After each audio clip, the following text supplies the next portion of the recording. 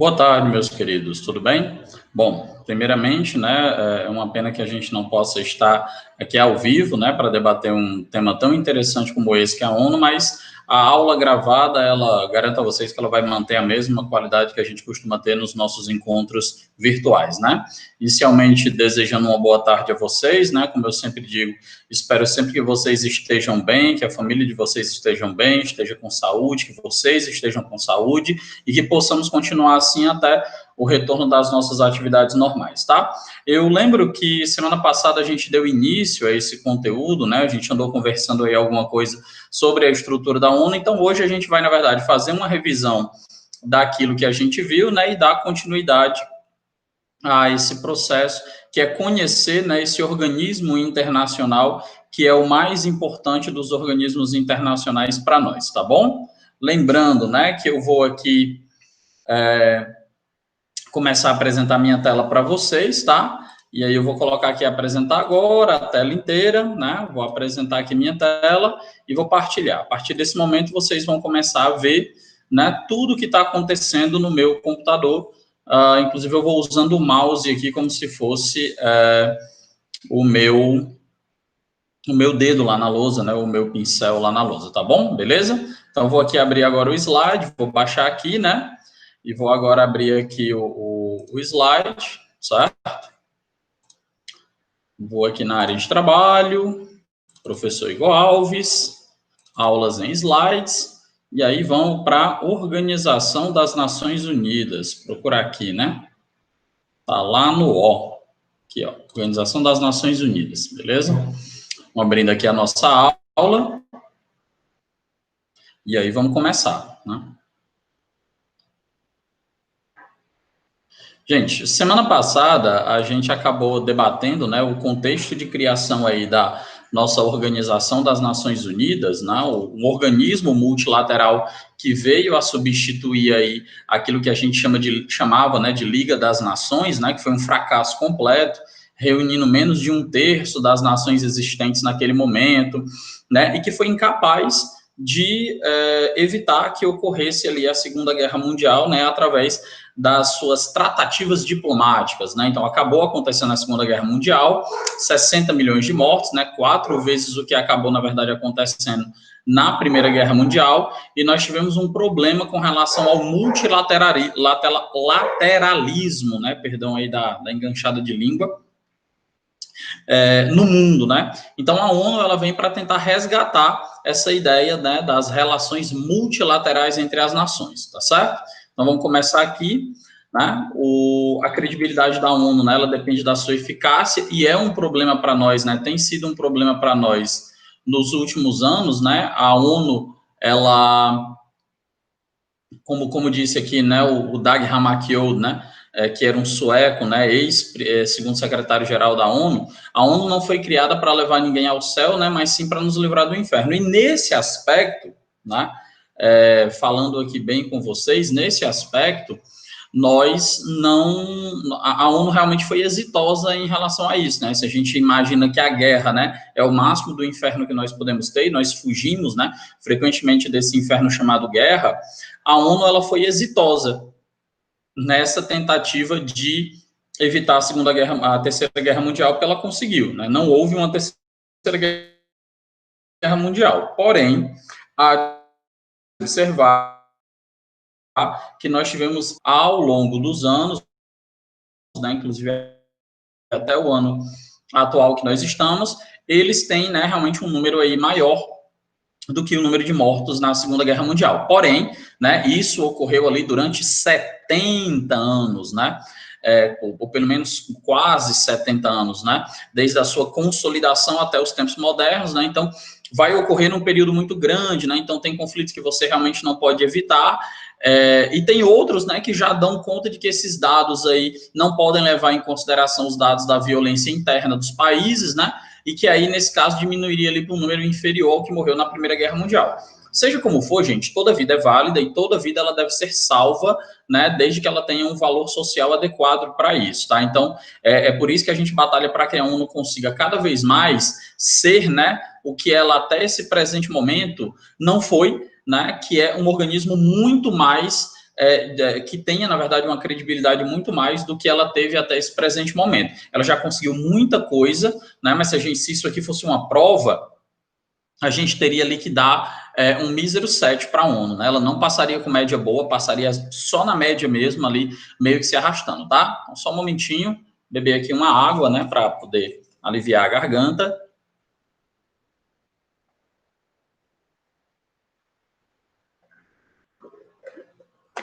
Pronto, bora lá então, continuando aqui, tá? Lembrando que agora foi que eu lembrei, né? Eu não iniciei esse conteúdo com vocês, então esse conteúdo, ele está se iniciando hoje, né? Então, que bom que a gente está vendo aqui a estrutura completinha dele. A gente tinha falado, por último, de migrações e encerrado lá o livro 4, beleza? Bora nós aqui dando continuidade, então. Lembrando que essa aula é exclusiva de vocês, né? Depois ela vai ser retirada do canal, até para que outras pessoas não possam acessá-la, né? O canal é público, né? Mas essa aula é exclusiva de vocês do segundo ano do Clóvis Bevilacqua. Bora nós para cá.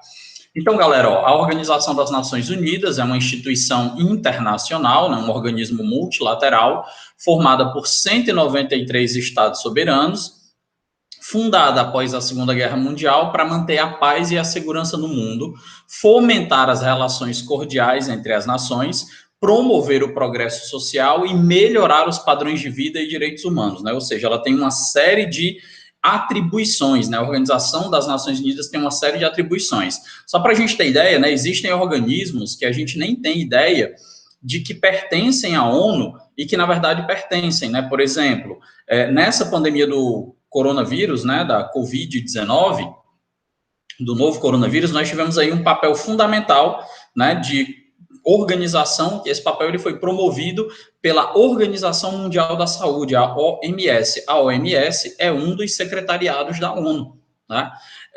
Quando, por exemplo, nós temos denúncia, né, de trabalho escravo em determinados locais, né, quem atua com isso é a OIT, Organização Internacional do Trabalho, que também é um secretariado da ONU. Se a gente pegar, por exemplo, tema dos refugiados, né, pessoas que estão ali se deslocando do seu local de morada inicial para tentar a vida em outro local. Então, isso daí,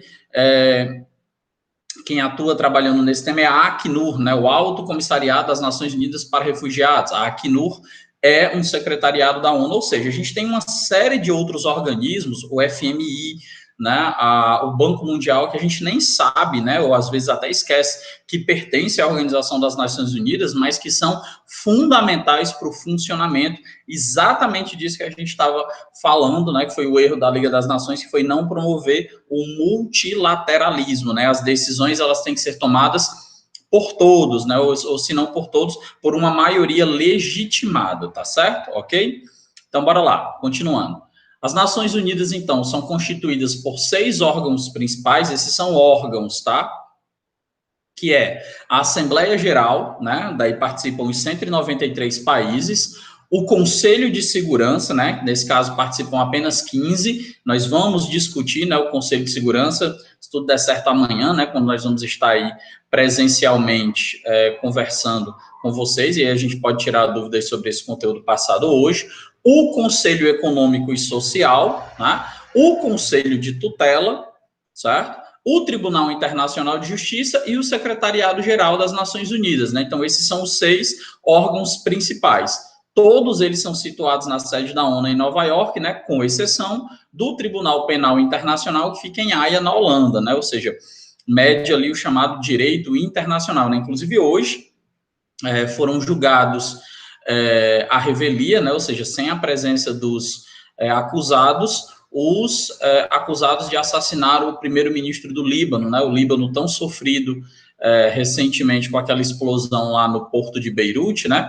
Então, há um tempo atrás, se não me engano, há 15 anos atrás, em 2005, o primeiro-ministro do Líbano ele foi assassinado num atentado terrorista, né, o Rafik Hariri, e aí quem promoveu esse atentado terrorista foram simpatizantes do Hamas, ou do Hezbollah, né, que é um grupo terrorista que atua dentro do Líbano, né, tem muita força dentro do Líbano, e hoje, né, 8 integrantes do Hezbollah, eles foram julgados à revelia no Tribunal Internacional, inclusive foram condenados, né?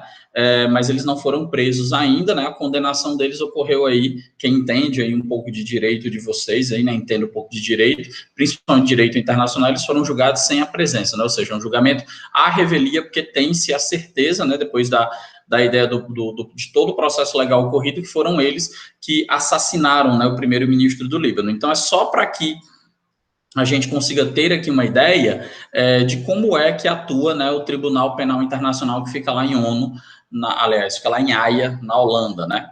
Ligados à ONU, então, a organismos especializados, né, chamados de secretariados, que aí tem atuações diversas, né, como, por exemplo, na saúde, a OMS, né, na agricultura, que aí a gente tem a FAO, né, na aviação civil, na meteorologia, né, meteorologia a gente tem aí a Organização Meteorológica Internacional, tem também, né, o PNUMA, né, o Programa das Nações Unidas para o Meio Ambiente, que aí tem focado bastante hoje, principalmente nessa questão do aquecimento global, né, a questão do trabalho, né, e aí a gente vai ter todos esses organismos. Então, alguns exemplos de siglas aí para vocês: OMS, OIT, né, o Banco Mundial e o FMI, né, todos esses são organismos pertencentes, né, que fazem parte da estrutura da Organização das Nações Unidas, beleza? Vamos aqui então para o segundo slide, meus queridos. Aí tem alguns deles, né, dessas agências ou secretariados, né? A ONU possui 16 agências especializadas, na tela aí estão 7 para vocês, né? E aí foram colocadas 4, né, de muita importância, né? E 3 ali que a gente meio que desconhece a atuação dela, mas só para vocês verem como é diversificada essa atuação da ONU, tá? Eu vou pegar o mouse aqui agora e aí a gente vai se ligar aqui, ó. Primeira delas aqui que está na tela para vocês, a FAO, né? Que aí, obviamente, é a sigla em inglês que tem dizendo a Organização para a Agricultura e Alimentação, né? Vai ao contrário aqui, né? Organização das Nações Unidas para a Agricultura e Alimentação tem como metas aumentar a produção de alimentos, melhorar a nutrição e a qualidade de vida das pessoas que vivem no campo, ou seja, né, técnicas agrícolas arcaicas transformadas em técnicas modernas, está lá a FAO. Distribuição de sementes, né, para agricultores iniciarem a lavoura, está lá a FAO. Né? Técnicas de melhoramento, né, ou seja, agricultura por gotejamento, né, transposição de águas, está lá a FAO ajudando também, ou seja, a FAO, ela combate a fome através, né, da produção de alimentos, mas não só isso, né, a FAO, ela distribui alimentos, ela doa, né, ou seja, a FAO, ela está ali para combater exatamente essa pandemia, né, que há muito tempo assola a humanidade, que é essa pandemia de fome, beleza?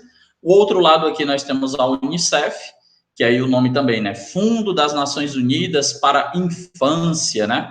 Tem como preocupação fundamental as necessidades básicas da criança e do adolescente. A Unicef, né, atua principalmente em projetos de cultura, educação, mas também, né, em proteção da dignidade, da vida, né, da sexualidade das crianças e adolescentes. Então, tá lá a Unicef atuando com relação a isso. Temos a Unesco, a Organização das Nações Unidas para Educação, Ciência e Cultura, trabalha para reduzir, né, o analfabetismo e promover a ciência no mundo, principalmente nesse momento, né, que está tão difícil. O pessoal parece que a gente está retornando ali, né, com algumas pessoas ainda assim carregando de um meio medieval, mas, né, a Unesco, ela é um dos órgãos do mundo que defende ali o ensino, né, e a ciência como formas de obtenção, né, básica de conhecimento, beleza? Bom, galera, vamos aqui também. Nós temos a OIT, a UIT, a UPU e a OMS, né? A OMS, que foi muito importante para nós agora, é a Organização Mundial da Saúde. Ela participa de campanhas de vacinação contra doenças, né, sarampo, poliomielite, ajudou, né, na produção aí, principalmente na orientação e na supervisão da produção dessas inúmeras vacinas contra a Covid-19, né, fornece medicamentos básicos, atua para a educação e para a saúde das populações carentes, ou seja, está lá também a OMS presente, beleza? Então, tudo isso daqui são agências da ONU, né, faltou ainda aí 12 agências, mas elas aí tem basicamente um panorama de onde essa Organização das Nações Unidas ela acaba atuando, beleza? Vou passar para o próximo slide aqui, beber uma aguinha, né? Vamos aqui, sempre hidratado.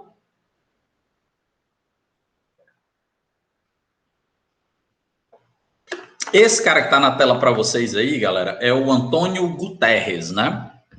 A ONU ela não tem um presidente, a ONU ela não tem um diretor, o que a ONU tem é um secretário-geral, né? E esse cara que está aí para vocês é o secretário-geral das Nações Unidas, né? Um engenheiro civil de 71 anos, ele é português, tá? Nasceu ali em Lisboa, capital de Portugal, e está à frente da ONU desde 2016, tá? O mandato dele, em tese, termina no final desse ano, né? E ele pode ser reeleito, tá? Igor, como é que ele é eleito, né? Formigou aqui uma dúvida na minha cabeça, como é que o senhor Antônio Guterres ele foi eleito? Gente, provavelmente ele já era, né, uma pessoa do corpo da ONU, mas isso não é preponderância, tá? Não necessariamente precisa ser assim. E aí, sendo uma pessoa do corpo de trabalho da ONU, o Antônio Guterres, ele pode apresentar candidatura, certo? E aí ele apresenta a candidatura, concorre, e aí ele é votado. Ele é votado aonde?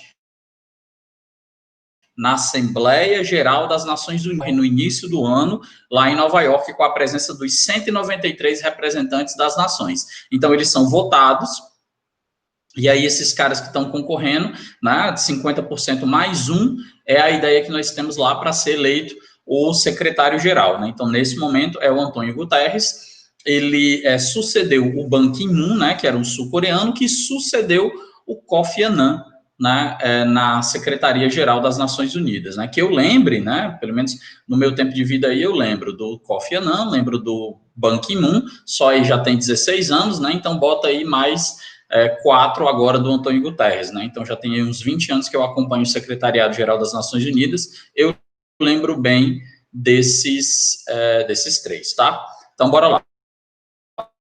Passando então, vocês foram apresentados aí ao senhor, né, Antônio Guterres.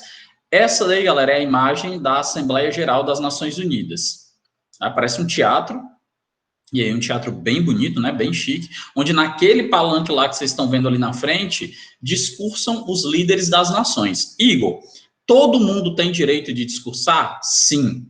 Igor, e se todo mundo quiser discursar e passar uma semana discursando? Tudo bem, todo mundo discursa. Só que, obviamente, né, galera, existe uma questão diplomática em que apenas aquelas nações representativas de determinada região, elas acabem falando, né? Então, mas todo mundo pode, tá? Então, todo mundo pode se inscrever para falar. Isso é negociado. Se quiser falar os 193 representantes, show de bola, eles podem falar tranquilo. A ONU é bem democrática com relação a isso. Mas, normalmente, discussão 15, 20, né? Acho que o máximo que eu cheguei a ver foram 20 discursos, né? E aí, que foi exatamente no ano que o Hugo Chávez discursou, né, aí na ONU. Então, houve, na verdade, 20 discursos, que eu lembro, esse foi o ano que teve mais, né? Dos nossos representantes, né, quem já discursou aí? O Fernando Henrique Cardoso, né, mais recentemente, o Collor de Mello, né, chegou a discursar, o Sarney, a Dilma, o Lula, né, até o inominável, né, aquele que nós não falamos o nome, acabou também discursando aí na Organização das Nações Unidas, né? O Brasil, galera, por que todos os presidentes do Brasil discursaram, Igor, né? O Brasil, ele é sempre o país que abre, galera, os trabalhos na Assembleia Geral das Nações Unidas, né? Se eu não me engano, essa foto que a gente está vendo aí na tela é até do Temer, né? Foi no discurso que o Temer fez. Então, todo ano, o país que abre os trabalhos, né, o primeiro país a discursar é o Brasil. Igor, e por quê? Né? Por que o Brasil é sempre o primeiro a discursar na Organização das Nações Unidas? Galera, é o respeito que o pessoal tem, né, com a diplomacia brasileira, ou pelo menos tinha, né? Nós estamos passando agora por uma crise, né, de representação diplomática, mas o Brasil, ele é um país muito bem tratado, né, nas relações multilaterais, sofreu um enfraquecimento, óbvio, o enfraquecimento é visível, certo?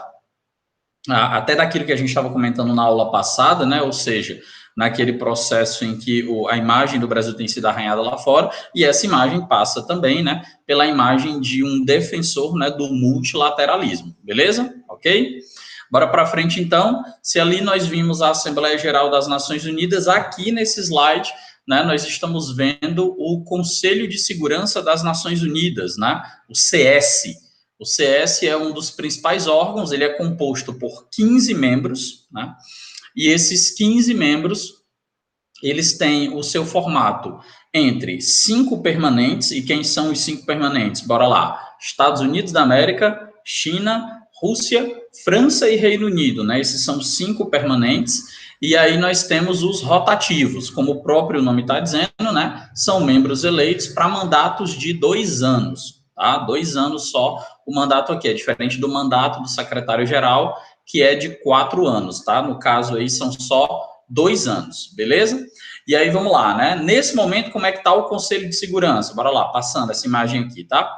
O Conselho de Segurança ele é formado nesse momento por China, França, Estados Unidos, Rússia e Grã-Bretanha, né? No caso, o Reino Unido. Isso aqui não muda, tá? Não muda. E esses daqui mudam, né? Então, aqui nesse momento, tá quem? Uruguai, Venezuela, Nova Zelândia, Espanha, Angola. Esse é o atual, tá, pessoal? Ucrânia, Malásia, Japão, Senegal e Egito, tá? Isso daqui, né? Esse ano, no caso 2021, vai mudar, né? Ou seja, eles foram eleitos lá em 2019, aí ficaram 19 todos, 20 todos, saem em 2021. Aí a galera fica 21 todo, 22 todos, sai em 2023, tá?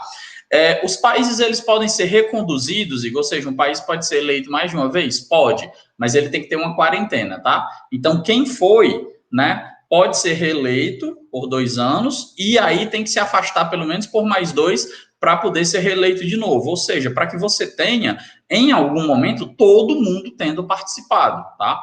E aí, professor, por que o senhor está focando tanto no Conselho de Segurança? Por que é tão importante para nós conhecermos, né, e entendermos aí como é que funciona o Conselho de Segurança? Gente, a Assembleia Geral, ela é muito forte, a Assembleia Geral, ela é muito poderosa, mas ninguém dentro da ONU, nenhum organismo, nenhum secretariado, nenhuma agência se compara ao poder que tem o Conselho de Segurança. O Conselho de Segurança, o próprio nome está dizendo, é aquele órgão responsável pela questão de segurança internacional, todo tipo de segurança. Combate ao terrorismo, né, autorização para conflitos, autorização para invasão de nações, autorização para uso da força a fim de proteger civis, né, tudo isso passa pela alçada do que nós chamamos de Conselho de Segurança das Nações Unidas, ou seja, é a galera que usa a força, é a galera que usa as armas, é a galera que manda seus soldados para determinado local, tudo isso vem, né, com o aval ou não do Conselho de Segurança das Nações Unidas. É por isso que todos os países eles têm interesse em participar, né, e é por isso também que a gente, nos últimos anos, né, pede tanto uma reformulação do Conselho de Segurança para que ele possa, de certa forma, abranger, né, um número muito maior aí de nações, né, ele se torne pelo menos 15 membros permanentes, né, mais 15 rotativos, ou pelo menos mais 10 rotativos, porque assim, gente, quando a ONU foi criada, ela contava ali com 53, 54 países, mais ou menos, e tudo bem, né, a gente entendia que 15 poderiam representar alguma coisa. Porém, o tempo passa, o tempo voa, a ONU amplia sua participação a nível mundial para 193 países e a pinóia do Conselho de Segurança continua com quanto? Com 15 membros. Então, é por isso que a gente não entende, né? Por isso que a gente questiona tanto essa não ampliação, né, do Conselho de Segurança. Entendemos que a política, né, trava muita coisa, mas solicitamos há muito tempo o Brasil, inclusive é um grande solicitante disso, né? A própria Alemanha, né? Outros países poderosos dizem, né, que nós deveríamos ampliar, né, o Conselho de Segurança das Nações Unidas. Beleza? Bom, vamos lá. Entendido, então, a questão do Conselho de Segurança. Lembra, né? Guarda as questõezinhas, os questionamentos, anota aí para perguntar amanhã quando a gente tiver ao vivaço, tá bom? Bora nós, então, aqui.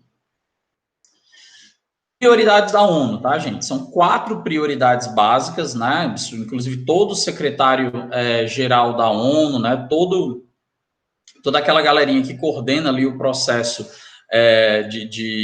de caminho, né, dos caminhos para qual a ONU vai seguir, eles podem direcionar politicamente a ONU para algum lugar, porém, tem sempre que seguir aí essas 4 diretrizes, tá?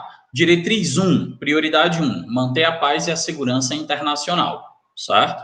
Ou seja, evitar guerras, né? A ideia é evitar guerras de toda a natureza, guerra civil, guerra entre estados e guerras mundiais. Nesse aspecto, gente, a ONU só foi vitoriosa na ideia de evitar guerras mundiais. Né? Para guerras mundiais, beleza, show de bola, o papel dela se concretizou, foi muito bom. Porém, né, guerras entre nações a gente viu inúmeras, e guerras civis nem conto, né? Então foram muitas nesse período aí de existência da ONU, contando aí, né, com um número bem grande de vítimas humanas, né? Pessoas que perderam as suas vidas devido a esses conflitos, né? Tanto civis quanto militares.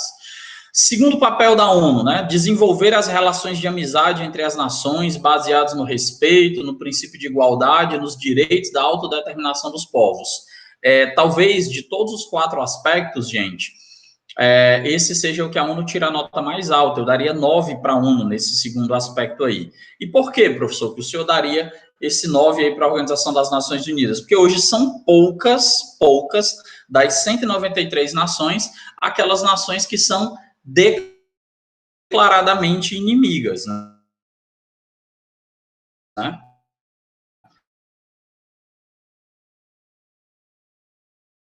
Você acabam, na verdade, cortando relações diplomáticas, né, declarando guerra a seus vizinhos ou até a países mais distantes territorialmente, né, e isso é graças a esse papel, né, e essa capacidade que a ONU tem de harmonizar as relações, né. Então, se a gente pegar ali das 193 nações, você deve ter 20, né, 25 delas que são ali problemáticas com relação a essa desenvoltura, né, de amizade e igualdade, né, entre os povos e as nações. O resto, né, todo mundo muito de boa, as nações procuram, mesmo que não sejam aliadas, mas procuram manter um respeito e uma diplomacia, e isso é que evita, né, conflitos de ordem mundial, como os que ocorreram em 1918, né, 1939.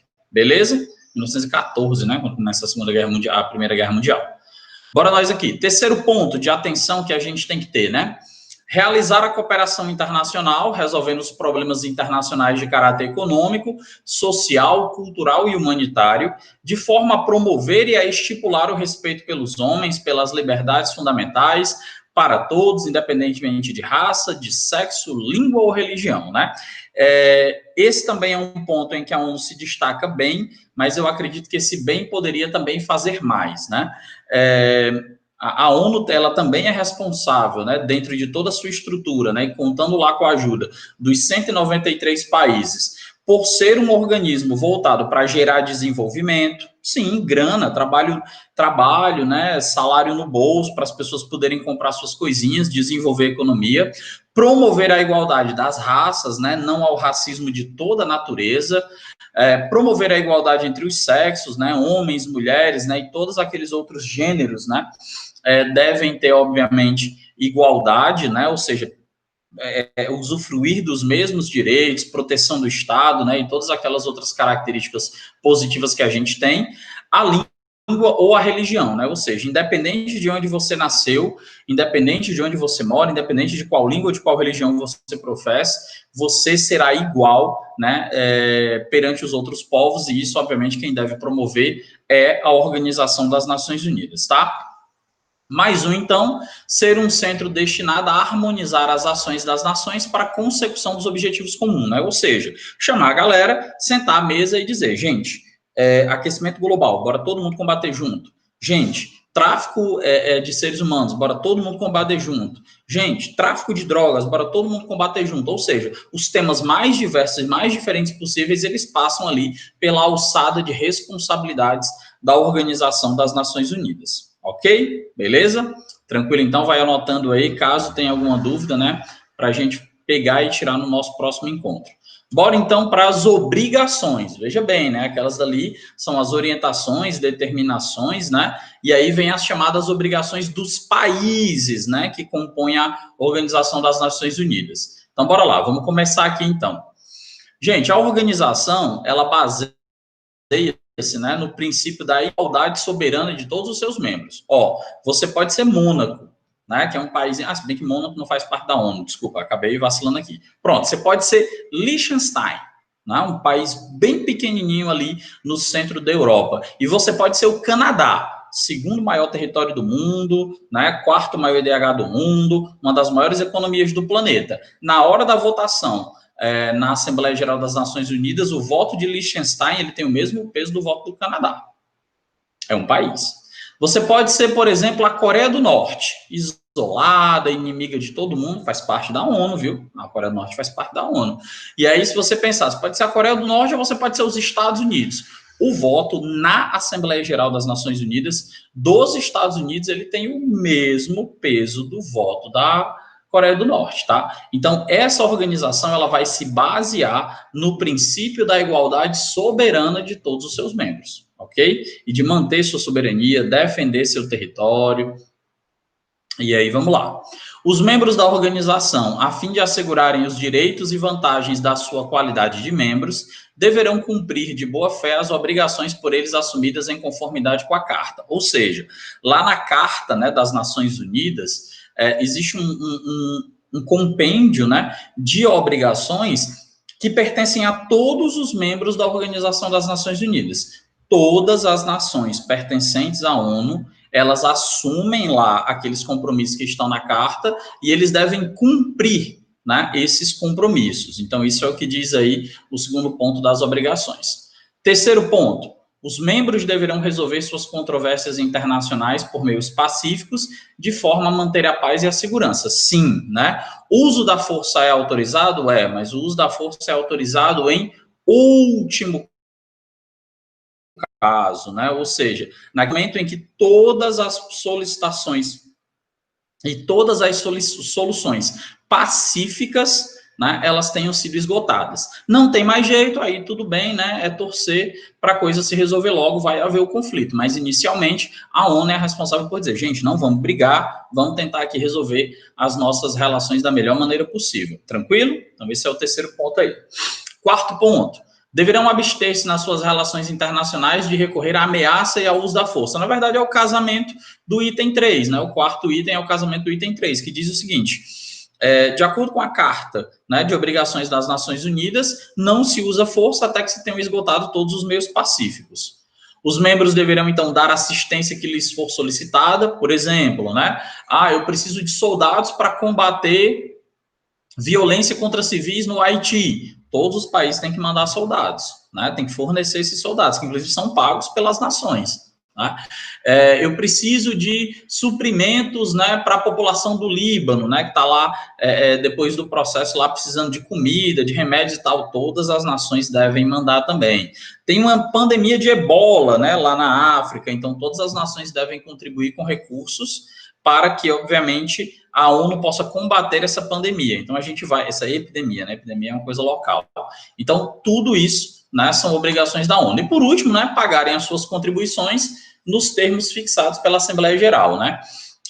Os países que mais acabam, na verdade, contribuindo, né, são aquelas nações que acabam tendo mais dinheiro, né? Então, os Estados Unidos, né, a própria China, a França, né, são países que acabam contribuindo. As contribuições não são todas do mesmo valor, tá?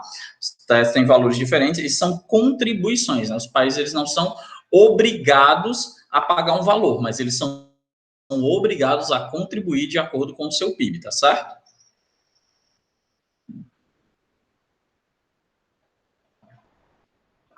Obviamente, né? Quem tem mais dá mais, quem tem menos acaba dando menos. Bora lá, próximo slide.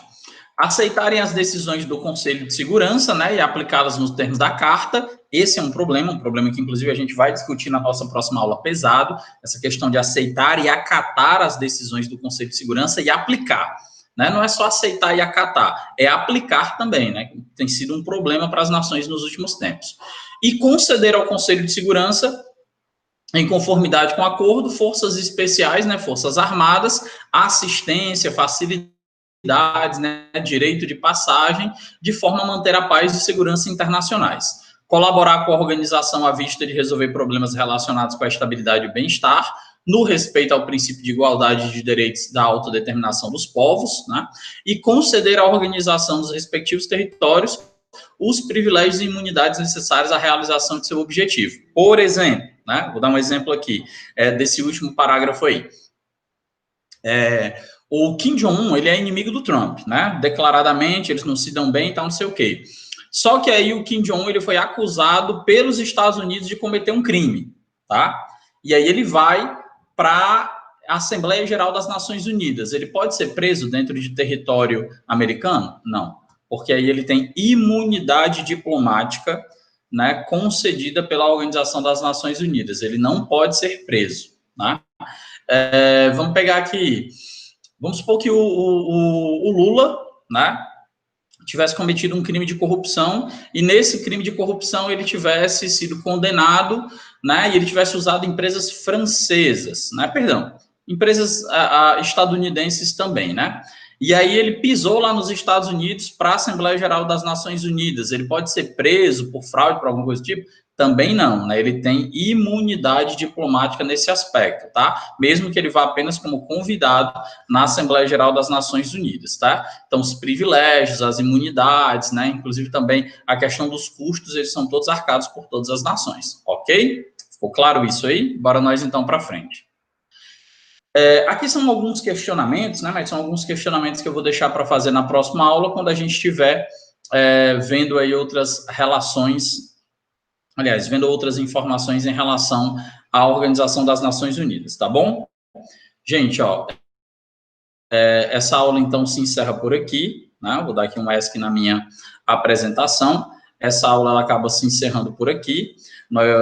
Eu espero que vocês tenham realmente compreendido, espero que vocês tenham realmente entendido, tá? Próxima aula a gente se vê, tá? Se tudo der certo ao vivo, para que a gente consiga, né, executar aí esse processo de ensino-aprendizado tão importante, tá bom? Como eu sempre desejo, tá? Fiquem bem, né? Fiquem com saúde, um abraço virtual para todos vocês e até amanhã ou até a próxima aula, tá? Valeu, galerinha. Tudo de bom.